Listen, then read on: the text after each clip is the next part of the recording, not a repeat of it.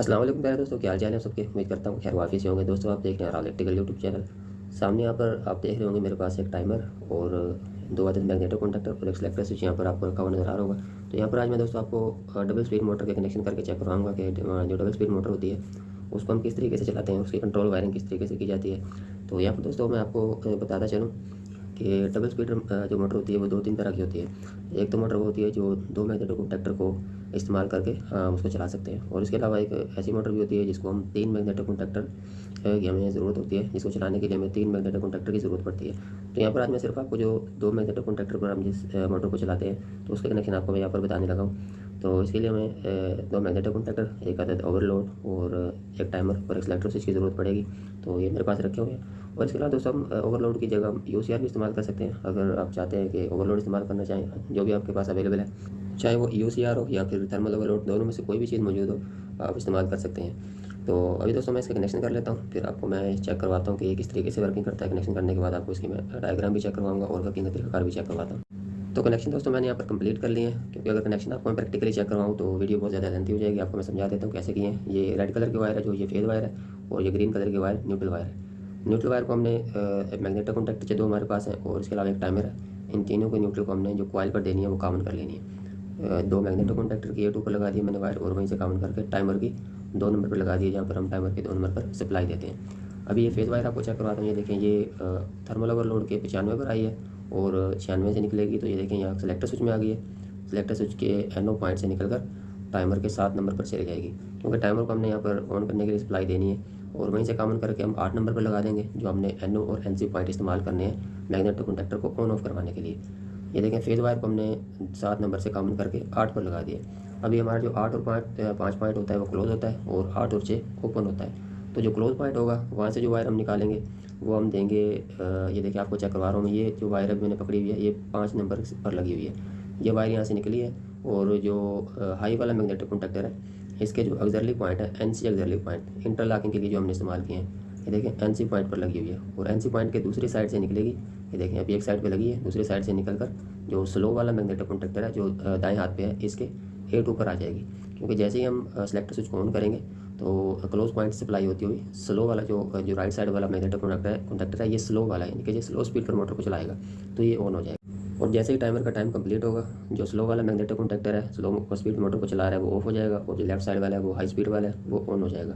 क्योंकि 8 और 5 क्लोज हैं, जैसे क्लोज पॉइंट टाइमर का टाइम कंप्लीट होता है क्लोज पॉइंट ओपन हो जाएगा, और 6 के साथ क्लोज हो जाएगा 8 नंबर, और 6 पर सप्लाई जाएगी। 6 नंबर पॉइंट पर जो वायर लगी है वहाँ से सप्लाई। देखें अभी जो वायर मैंने पकड़ी हुई है ये वायर देखें जो स्लो वाला मैग्नेटो कॉन्टैक्टर है इसके NC पॉइंट से जो क्लोज पॉइंट है वहाँ से होती हुई ये देखें एक साइड पर लगी हुई है, और दूसरी साइड से निकाल कर हाई वाले मैग्नेटो कॉन्टैक्टर के A1 पर लगाई हुई है। यहाँ पर इंटरलॉकिंग की हुई है दोस्तों। ये जो NC पॉइंट से गुजारी है, दोनों मैग्नेटो कॉन्टैक्टर के NC पॉइंट से गुजारने का मकसद यही है, इंटरलॉकिंग है। एक हालत में एक मैग्नेटो कॉन्टैक्टर ऑन हो। तो अभी मैं आपको यहाँ पर ऑन करके चेक करवाता हूँ। ये देखें, जैसे ही मैं सेलेक्टर स्विच को ऑन करता हूँ तो राइट साइड वाला जो स्लो वाला मैग्नेटो कॉन्टैक्टर है ये ऑन हो गया, और ये देखिए टाइमर भी ऑन हो गया। जैसे ही भी टाइमर का टाइम कंप्लीट होता है तो स्लो वाला मैग्नेटो कॉन्टैक्टर जो स्लो स्पीड, ये देखें ऑफ हो गया, और लेफ्ट साइड वाला हाई वाला ऑन हो गया। अब यानी कि मोटर हाई स्पीड पर चलना शुरू हो जाएगी। तो ये इसका तरीकाकार है। अभी मैं आपको ओवरलोड से इसको ट्रिपिंग करवा के भी चेक करवाता हूँ कि जैसे अगर मोटर अगर ओवरलोड होती है या कोई शॉर्ट सर्किट होता है या कोई भी मसला आता है। तो अभी मैं आपको यहाँ पर देखिए मैनुअल चेक करवा रहा हूँ। ये मैनुअल इसलिए चेक करवा रहा हूँ, ये देखिए लेफ्ट साइड वाला ऑफ हो गया। ये इंटरलॉकिंग करने का यही फ़ायदा होता है कि अगर एक मैग्नेटो कॉन्टैक्टर ऑन होता है तो दूसरा ऑफ रहता है। ये देखिए मैनुअल आपको मैं चेक करवा रहा हूँ। तो अभी यहाँ पर ओवरलोड से भी चेक करवाता हूँ। ये देखें जैसे मैंने इसको ट्रिप करवाया मैग्नेटो कॉन्टैक्टर ऑफ हो गया और टाइमर भी ऑफ हो गया, क्योंकि सप्लाई यहाँ तक अभी रुक गई है, यहाँ से आगे नहीं जा रही। तो इसको अभी मैं रीसेट करूँगा। तो अभी रीसेट करके आपको चेक करवाता हूँ। ये देखिए मैंने सेलेक्टर को ऑफ किया है, फिर से ऑन कर लिया है, और जैसे ही मैंने इसको रीसेट किया ये देखिए जैसे रीसेट किया स्लो वाला मैग्नेटो कॉन्टैक्टर ऑन हो गया, और टाइमर का टाइम भी चलना शुरू हो गया। अभी जैसे इसका टाइम कंप्लीट होगा तो ये देखें 10 सेकंड का टाइम है। ये जैसे कंप्लीट हुआ स्लो वाला जो राइट साइड वाला ऑफ हो गया, और लेफ्ट साइड वाला मैग्नेटो कॉन्टैक्टर जो हाई स्पीड वाला है वो ऑन हो गया। तो दोस्तों इसकी डायग्राम मैंने बनाई हुई है, ये आपको मैं चेक करवाता हूँ। फर्स्ट करें हमारे पास ये टाइमर है, और ये दरमियान वाला हाई स्पीड वाला मैग्नेटो कॉन्टैक्टर, और आखिर में स्लो स्पीड वाला।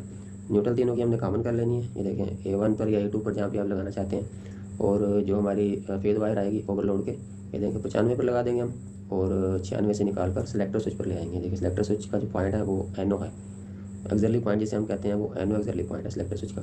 यहाँ पर आपको मैं अभी चेक भी करवाता हूँ कि ये देखें सेलेक्टर स्विच का आपको मैं NO पॉइंट चेक करवा देता हूँ। यहाँ पर NC और NO दोनों लगे होते हैं सेलेक्टर स्विच पर, लेकिन हमने यहाँ पर एरो पॉइंट इस्तेमाल करना है ताकि नॉर्मल हालत में ऑफ रहे और जैसे हम इसको ऑन करें तो सप्लाई आगे ट्रांसफ़र हो जाए। तो ये देखें एरो पॉइंट से हम निकालेंगे, टाइमर के 8 नंबर पर लगाएंगे।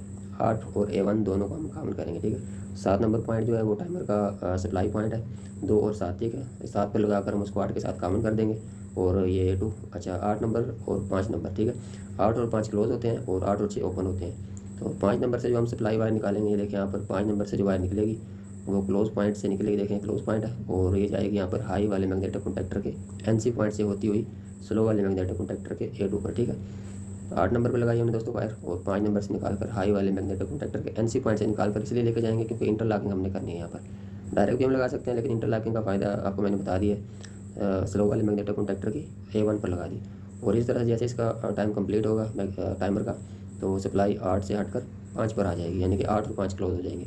तो 6 देखें ये यहाँ से सप्लाई होती हुई आएगी स्लो वाले मैग्नेटिक कॉन्टैक्टर के NC पॉइंट, जो एक्सरली के NC पॉइंट है, क्लोज पॉइंट, वहाँ से होती हुई सप्लाई हम लेके आएंगे हाई वाले मैग्नेटिक कॉन्टैक्टर की A1 पर। ये देखें ये वायर जो आ रही है NC पॉइंट से होती हुई A1 पर आ गई है हाई वाले मैग्नेटिक कॉन्टैक्टर की, क्योंकि जैसे ही टाइमर का टाइम कंप्लीट होगा तो 8 और 6 क्लोज हो जाएंगे और सप्लाई वहाँ से होती हुई हाई वाले मैग्नेटिक कॉन्टैक्टर को ऑन करवा देगी।